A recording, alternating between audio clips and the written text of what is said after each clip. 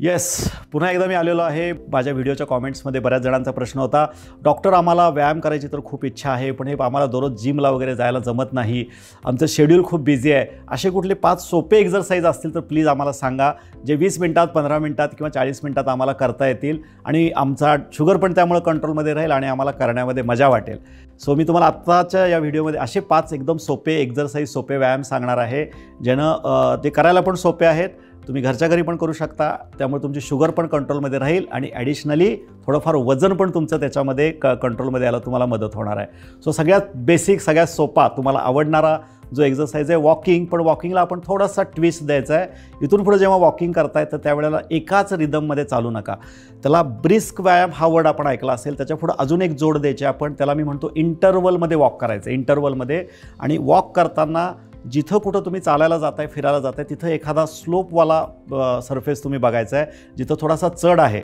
तर जेव्हा तुम्ही चालताय तर रोज तुम्ही 30 मिनिटं 40 मिनिटं चालत असाल तर त्यातला 10 मिनिटाचा वेळ त्या स्लोपवरून वर खाली करणं गरजेचं आहे. अगेन्स्ट ग्रॅव्हिटी जर का तुम्ही चाललात तर तुमची शुगर लवकर कंट्रोलमध्ये येते असं दिसून आलेलं आहे. सो जर का तुमचे गुडघे चांगले असतील, गुडघ्या जर का काही फार वेदना होत नसतील तर तुम्ही जिना चढ उतारचा व्यायाम करू शकता. दिवसभरामध्ये सकाळी किंवा संध्याकाळी 60 पायऱ्या, म्हणजे साधारण 120 पायऱ्या चढ उतार जर का तुम्ही केलात तर त्यामुळं तुमच्या शुगर लेवल खूप लवकर कंट्रोलमध्ये येतात. किंवा मी मगाशी म्हणलं त्या पद्धतीनं 20 ते 25 मिनिटं इंटरवलमध्ये म्हणजे काय, स्लो फास्ट 2 मिनिटं स्लो चालायचं आहे, 2 मिनिटं फास्ट चालायचं आहे, 2 मिनिटं स्लो चालायचं आहे, 2 मिनिटं फास्ट चालायचं आहे. इंटरवल ट्रेनिंगमुळं शुगर लेवल लवकर कंट्रोलमध्ये दिसून आलेले आहेत. सो कुठलाही तुम्ही व्यायाम करताय, whether you are doing walking, whether you are doing jogging, किंवा मे बी तुम्हाला सायकलिंग करायची आवड असेल तर सायकलिंग करताना पण या इंटरवल ट्रेनिंगचा वापर करून बघा, तुम्हाला शुगर लेवल लवकर कंट्रोलमध्ये आलेले दिसतील. दुसरा सगळ्यात सोपा आणि सहज व्यायाम आहे तो म्हणजे बॉडीचं टॅपिंग किंवा लिम्फॅटिक एक्झरसाईज. आपल्या शरीरामध्ये वेगवेगळे मसल्स असतात, तर एका ठिकाणी बसून शरीराच्या ज्या ठराविक पॉईंट्स आहेत, जिथं जिथं बोनी प्रॉमिनन्सेस आहेत, मग चेहऱ्याचे काही पॉईंट, डोक्यापासून पायापर्यंत जिथं जिथं बोनी प्रॉमिनन्स आहेत, तिथं जर का तुम्ही 5 मिनिटं टॅपिंग केलं, 1 2 3 4 5 1 2 3 4 5 या पद्धतीनं शरीराच्या म्हणजे कपाळापासून ते पायाच्या ह्याच्यापर्यंत, वरून खाली आणि खालून वर, साधारण 10 ते 15 मिनिटं लागतात. तर पूर्ण तुमचे स्नायू रिलॅक्स होतात, तुमच्या सगळ्या लसिका मोकळ्या होतात, पूर्ण शरीरावरच्या अंगावरची सूज निघून जाते. आणि हा व्यायाम तुम्ही कुठेही करू शकता. तुम्ही बसून करू शकता, सकाळच्या वेळेला उठल्यानंतर आंघोळ करायच्या अगोदर, पाणी गरम व्हायच्या अगोदर हा व्यायाम तुम्ही 10 ते 15 मिनिटात करू शकता.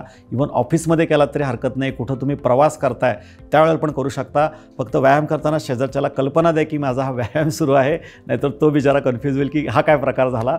सो ही थोडीशी तुम्ही त्या केसमध्ये काळजी घेणं गरजेचं आहे.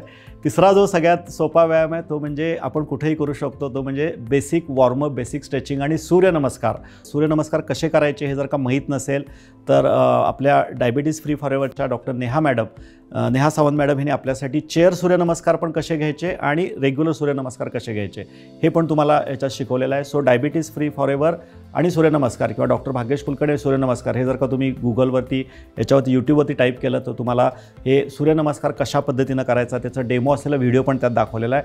पण आय होप तुमच्यापैकी खूप साऱ्या लोकांना, आपल्या भारतीय संस्कृतीमध्ये 90% लोकांना हा बेसिक व्यायाम माहीत असतो. ज्या पद्धतीनं तुम्हाला जमतं आहे, ज्या पद्धतीने हे होतं आहे त्या पद्धतीनं सुरू करा.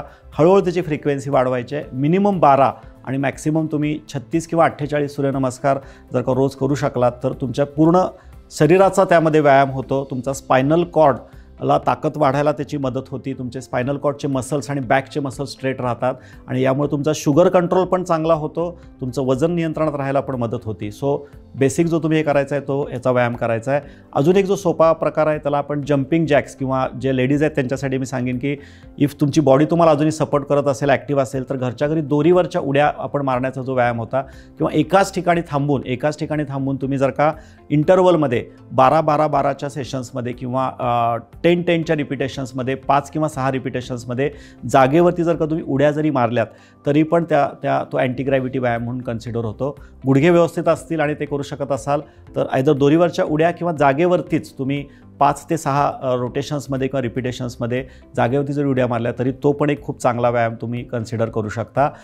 पुशअप्स हा पण एक खूप चांगला व्यायाम आहे. पुशअप्स जे ह्याच्यासाठी आहे ज्यांना मसल डेव्हलपमेंटची गरज आहे, तर जिथं जिथं जेव्हा जेव्हा तुम्हाला वेळ मिळतो तर सकाळी आंघोळीच्या अगोदर किंवा मे बी सकाळच्या तुमच्या वॉकिंगबरोबर तुम्ही एक 10 ते 15 मिनटं रोज हळूहळू करत, पहिल्या दिवशी 2, दुसऱ्या दिवशी 4 असं करत तुम्ही महिन्याभरात जर का 25 ते 40 पुशअप जरी हे करू शकला तरी तुमची मसल स्ट्रेंथ चांगली राहते, तुमचा स्पायनल कॉर्डला पण त्यांना चांगला सपोर्ट मिळतो, शुगर पण चांगली तुमची कंट्रोलमध्ये येते कारण तुमची इन्शुलिन सेन्सिटिव्हिटी त्यामुळे वाढू शकते.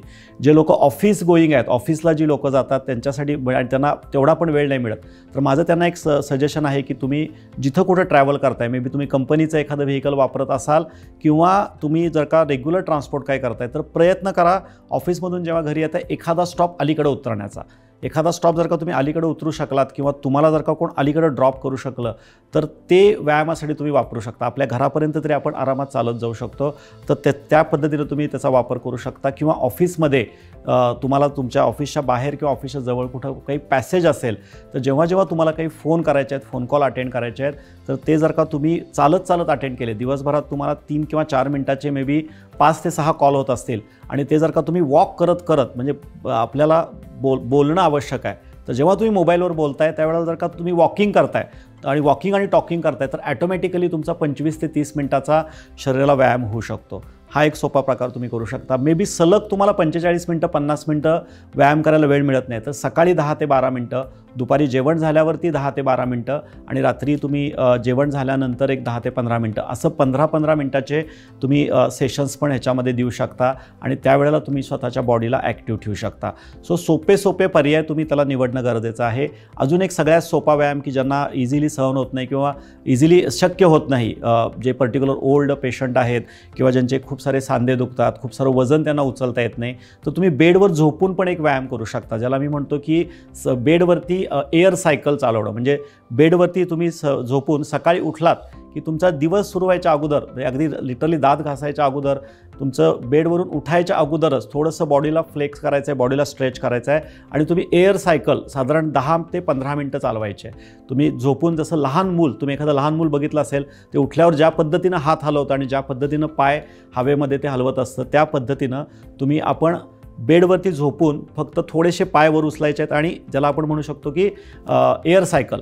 तर हा ऐकायला तर सोपा वाटतोय पण बिलीव्ह मी 15 मिनिट्स करणं पण, कारण त्याच्यामध्ये अँटी ग्रॅव्हिटी असते बऱ्यापैकी पायाच्या आणि हाताच्या आणि पूर्ण बॉडीचा आपल्याला त्या केसमध्ये वापर करायला लागतो. तर हा व्यायाम तुम्ही सुरुवातीला 5 मिनटं आणि तो वाढवत 15 मिनटापर्यंत घेऊन गेलात तरी तो सुद्धा तुमच्यासाठी चांगला व्यायाम होऊ शकतो.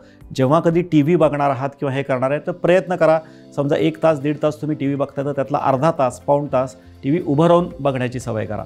साधं मी खाली बसून 2 तास एखादी ॲक्टिव्हिटी करण्याच्या ऐवजी ती ॲक्टिव्हिटी मी अर्धा तास, मे बी एखादी मीटिंग असेल, मे बी एखादं तुमचं कॉन्फरन्स असेल, तर शक्य असेल, पॉसिबल असेल तर त्यातला निम्मा वेळ किंवा अर्धा तास पाऊण तास तुम्ही फक्त स्टँडअप पोझिशनमध्ये जरी राहिलात तरी पण आपल्या शरीरामध्ये बसण्यापेक्षा उभा राहून एखादी आपण ॲक्टिव्हिटी करतो तर थोड्याशा जास्त कॅलरीज वापरल्या जातात. तर हे सगळे जे मी बदल सांगितले हे पहिल्यांदा तुम्ही तुमच्या ह्याच्यामध्ये करून बघा. मूवमेंट होणं गरजेचं आहे, लक्षात घ्या. व्यायामच झाला तर उत्तम आहे, पण माझा जर का फोकस्ड व्यायाम होत नसेल तर तुमच्या डेली रुटीनमध्ये असे छोट्या गोष्टी आयडेंटिफाय करा की त्या व्यायामासारख्या वाटल्या पाहिजेत. कारण मी कायम हे म्हणतो की movement is your new medicine. So active राहावा, मूवमेंट करत राहावा. वेगवेगळ्या टेक्निक्स याला अवेलेबल आहेत. तुम्हाला कुठली टेक्निक सूट झाली, तुम्हाला यातली कुठली टेक्निक आवडली ते जरूर या व्हिडिओच्या खाली कॉमेंट बॉक्समध्ये मला सांगायचं आहे. आणि नुसती ती टेक्निक आवडली म्हणून नाही सांगायची आहे, ती पुढचा 1 महिना 90 दिवस 60 दिवस ती वापरायची आहे आणि त्याचा काय परिणाम होतो आहे, त्याच्यामुळे तुमच्या शुगर लेवल कंट्रोलमध्ये येत आहेत का हे पण मला कळवायला विसरू नका. हा व्हिडिओ जर का तुम्हाला आवडला असेल, या पद्धतीची काही नवीन इन्फॉर्मेशन पाहिजे असेल तर जरूर मला कॉमेंट्समध्ये कळवा. नवीन गोष्टी मी तुमच्यापर्यंत घेऊन येत राहील. ऑलरेडी तुम्ही माझ्या चॅनलला सबस्क्राईब केलेलंच आहे, खूप सारे लाईक्स तुमचे मिळत आहेत. मॅक्सिमम लोकांपर्यंत ही माहिती पोहोचवायची आहे, मॅक्सिमम लोकांना हा व्हिडिओ शेअर करायचा आहे आणि मी सांगितलेले सगळे एक्झरसाइज एकदा तरी आजमावून बघा. Be healthy, be happy.